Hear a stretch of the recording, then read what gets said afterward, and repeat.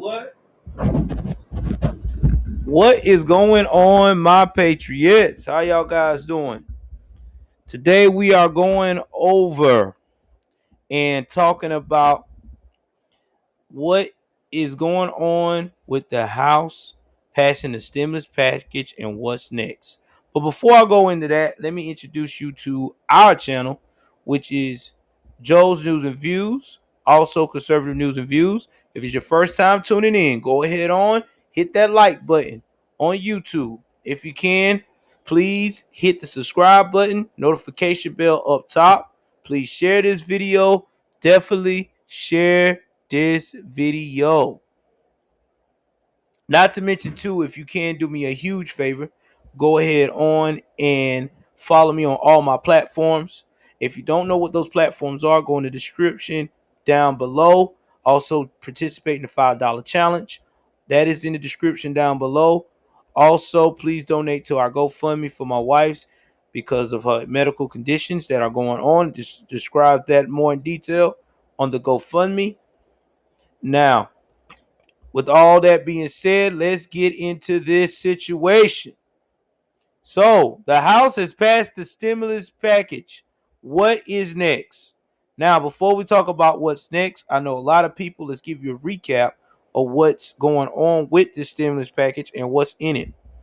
Now, the House on Saturday, which was early morning, approved President Biden's $1.9 trillion stimulus package, marking a crucial step towards passage of the White House's first major piece of legislation.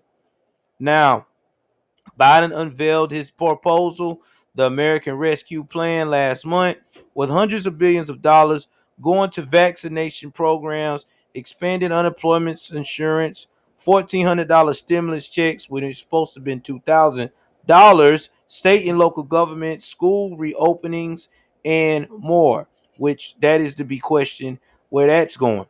Now, Biden's sprawling proposal set off an immediate debate among Republicans and Democrats over how best to heal the economy or if another stimulus package is needed at all. Some issues like raising the minimum wage to $15 has been especially fraught. Many Democrats are backing Biden's message that it is better to go too big on a relief bill than too small. Republicans, meanwhile, say the bill is too much, too large, and is full of provisions that have little or nothing to do with responding directly to the pandemic, which is true. Now, the bill now heads to the Senate. Democratic leaders have said they hope to get a final version of Biden's death by mid-March, which expanded unemployment benefits expire for Americans. Now, let's talk about what is all in this bill. First things first, the stimulus check, unemployment insurance, child tax credit. The House bill provides $1,400 stimulus checks on top of the $600 payments issued through the stimulus bill passed in December. The Committee for a Responsible Federal Budget puts the price tag of this next wave of checks at $422 billion. The vast majority of Americans who receive an earlier stimulus payment will get one again, but most affluent families would be left out. Republicans and more moderate Democrats argue that the next round of payments should go to the hardest hit households. Under the plan released by House Democrats earlier this month, individuals earning less than $75,000 would receive $1,400, and married couples earning less than $150,000 would receive $2,800. So this is how I feel about that first part about the tax credits and if we should get another round of this stimulus bill. No, we should not get another round of the stimulus bill. We already got a high ass deficit. Let's talk about that. Number one. And number two, another thing that we also need to look at is that the situation that is currently going on right now in America today can be taken care of if we would get a lot of these Democratic run cities to open up more of their area, quit doing shutdowns. Not only just shutdowns, but even the schooling situation. If we could get more people to go up here and definitely agree to open these schools up, our kids would be able to not feel like that they're trapped in the house all day with the proper PPE. Everybody has the proper distance learning. Maybe do a lottery of so many kids going one semester, then rotate them in and out. These kids would have some kind of social skills. This is the thing that is bothering me and that's worrying me the most. I feel like with all of this giving money, they keep giving it and giving it and giving it. People can't go and do anything because they keep shutting this down, shutting that down. They'll open this, don't open that. It's just not going to be good for the economy. But again, this is just my opinion. Take it how you leave it. Now we're going to go right back to the next part. Okay. Expanded employment insurance and tax and child tax credit. Now, the $900 billion stimulus package passed in December provided the unemployed at an extra $300 per week in unemployment benefits. But that program expires in mid-March, raising concerns about a looming cliff facing its recipients. 19 million Americans were on some for unemployment insurance for the week of ending in February the 6th. The House legislation increases the weekly benefits from $300 to $400 per week through August the 29th. That is 1 month shorter than Biden's original proposal. The House law also expands the tax credit to $3,000 per child and $3,600 for children under age 6. The bill also expands the child and dependent tax credit so families can claim up to half of their children care expenses on their taxes. Now, here's another thing that I've also seen. I got to talk about that. I'll probably talk about that more in depth if y'all join my OnlyFans, and we could talk about that more in depth.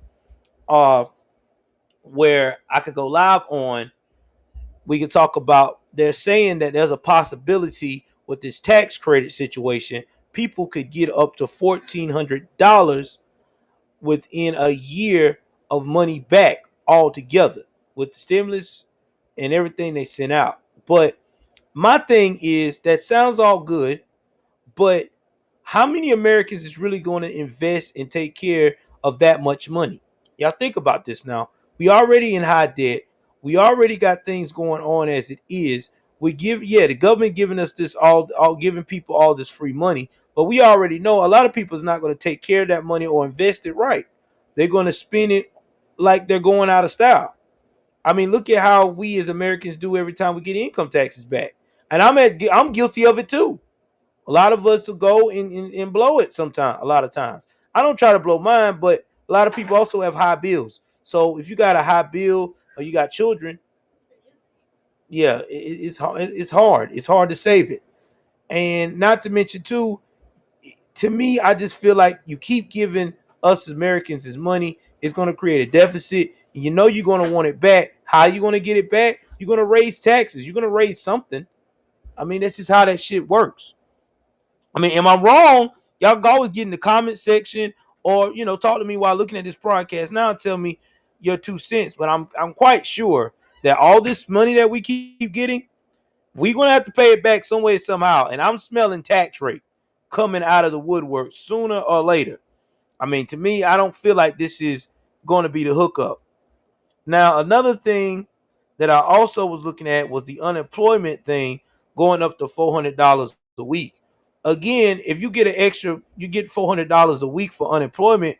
There's a lot of people that live in smaller towns that can really, skate off that single person. So they may not be as eager to look for a job. I feel like that you can get people more incentives with work looking for a job, keeping it at the $300 per week that we got it at right now. That's just my opinion. Second thing is that I was really upset about, which is also going towards the stimulus and this rescue plan they've been talking about, is how they was gonna make landlords foot the bill for tenants federal wise. He was going to make it a federal mandate that they had to do that the whole time while being there. And I think that's bullshit that you gonna make a business owner foot the bill, especially a landlord, because somebody can't pay their rent due to the fact of the matter of things being shut down or open. Especially for states that's open and you can get employment. That's what I'm looking at too. I'm glad that that judge banned that. Cause think about it, you being a business owner, okay, you a landlord, and somebody just blatantly just stops paying you rent because they can easily say, well, I got laid off or I got unemployed, because you can easily quit your job and still get unemployment. Now you is stuck with this joker rent free living in your house, and you know how that goes. You're not getting no money. You can't, and if it's a federal mandate, you can't recoup that back. You got to go out of your pocket. So I'm very glad that they didn't go that far. Now we're going to talk about the minimum wage issue. The House bill will increase the hour minimum wage to $15, up from the current $7.25. But whether it remains the final version sent to Biden's desk is still unclear, because on Thursday, the Senate parliamentarian Elizabeth McDonald, a nonpartisan official, ruled that the wage increase cannot remain in the coronavirus bill as written. Senate Majority Leader E. Schumer of New York issued a statement Thursday night saying, "We are not going to give up the fight," and many liberals are urging Schumer to challenge the ruling, while White House Press Secretary Jen Psaki said in a statement that Biden was disappointed in its outcome but respects the parliamentary decision in the Senate's process. Guys, listen, I'm quite sure they're going to get this approved. The reason why I said that is because the progressives have been really pushing your traditional conservatives to do things their way. You don't believe me? Look at what we got going on right now. You seen what they're doing with these gender pronouns, what they just did to Mr. Potato Head. Oh, excuse me, Potato Head is what they want to call him now. What they got going on with all these selections of these transgender people, and I don't got nothing against transgender LGBTQ plus or question mark community. I have to tell y'all guys that because y'all get so sensitive in a damn minute. But what I do have an issue with is when you're trying to force your beliefs on the American people. And to me, that's like a dictatorship. You can't force your beliefs on people. This is supposed to be a free democracy. All right? I don't know if people fucking forgot that. So when you push those issues on us, it's going to create an outrage, an outburst that you're not going to be ready for. Now, another thing that I do not like about this bill is the increase of the $15 minimum wage. I felt like that they should have took the deal with the Republicans when we was finally being nice enough to say, hey, we won't do 15, but we can do $10 an hour. You know, maybe 11, but mostly 10. Then this wouldn't be an issue. They could even raise it at one time. It would level things off. Inflation wouldn't be that bad. Everything will be okay. But they're not trying to hear that. They want this $15 an hour. And I'm quite sure the way they're doing everything, everybody's going to raise their minimum wage to $15 an hour immediately anyway. Because why do it once every year? Because if I got to raise it once every year, that's just going to, by the time it gets there, it's not going to prepare me for the increase. I might as well get prepared now, because by that time, y'all already know how inflation works. Inflation don't do year to year. Inflation goes crazy immediately. Less than a year. We've seen it all the time. It's in economics. You can study it. So I'm just saying, man, this minimum wage not feeling. They should have stayed with the $10 deal that the Republicans was trying to give them. The pandemic response. About $50 billion will fund coronavirus testing and contact tracing. Another $19 billion will go to increase the size of the public health workforce. Okay. Okay. I am. I'm trying. Y'all give me 1 second for once. Give me 1 second. All right, I'm back, guys. So it will go to increase the size of the public health workforce, and another 16 billion will fund vaccine distribution and supply chains. Economic policymakers include Federal Reserve Chair Jerome H. Powell have said the vaccinations are the most important tool for the economy. Biden on Thursday marked the 50 millionth coronavirus vaccine administered in the United States, the halfway mark to the administration's goal of 100 million vaccines in the first 100 days. Now, this is like really long. This is just some of the stuff I wanted to show y'all. I will put the link in the description to let y'all further review this and look at all the stuff they're trying to do. But a lot of it is a lot of fluff, a lot of payback for the Democrats. But the main issues I want to hit, which I talked to y'all about, is what y'all needed to understand is that this junk is getting to be ridiculous. And it's just a lot of money that's going to waste that's not helping us. The only thing I see that they did good on is the EBT, at least giving some assistance to the rent and mortgages, but the health care sucks in the bill. The school child and block grant suck because again, you're not, this kid's not even in school, and that's just being realistic about it. But y'all tell me what y'all think. As I try to wrap this up for y'all, y'all tell me what y'all think in the comment section. Again, uh, thank y'all for everything tonight. Y'all know where it's at. Love you guys. Take care of yourself and each other. I am.